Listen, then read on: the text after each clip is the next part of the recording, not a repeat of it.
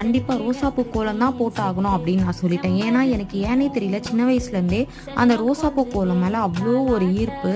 உங்க யாருக்காவது இந்த ரோசாப்பூ கோலம் பிடிக்கும்னா, மறக்காம கீழ கமெண்ட் பண்ணுங்க. சரி ஓகே, நம்ம கேட்டதுனால பாவம் ஒரு ஜீவன் வந்து மாங்கு மாங்குன்னு ரோசாப்பூ கோலம் போட்டுட்டு இருக்காங்களே, நம்மளும் போய் அவங்களுக்கு ஹெல்ப் பண்ணுவோம்னு சொல்லிட்டு, நான் உட்காந்து கலர் குடுத்துட்டுருந்தேன்.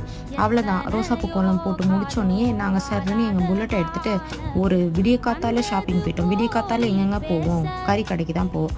அப்புறம் இன்னைக்கு தலைலாம் நல்லா குளிச்சுட்டு கறி இட்லி சாப்பிட்ணுன்னு எங்கள் மாமியார் சொன்னாங்க. சரி ஓகேன்னு சொல்லிட்டு மட்டனும் சிக்கனும் வாங்கிறதுக்காக நாங்கள் மார்க்கெட்டுக்கு போயிட்டு வந்தாச்சு. அவ்வளோதான். வீட்டுக்கு வந்தோடனே எங்கள் மாமியார் கடகடன்னு நான்வெஜ் செய்கிற வேலையெல்லாம் ஆரம்பிச்சுட்டு, இந்த சைடு சிக்கன் குழம்பு, அந்த சைடு மட்டன் குழம்பு.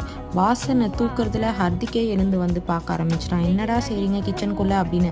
அப்புறம் அவன்கிட்ட, இங்கே பாருடா, இங்கே சிக்கன் குழம்பு, அங்கே மட்டன் குழம்பு, இங்கே வந்து நாயனம்மா இட்லி ஊற்றுறாங்க, நமக்கு இன்னைக்கு ஒரு புடின்னு சொல்லிட்டு இந்த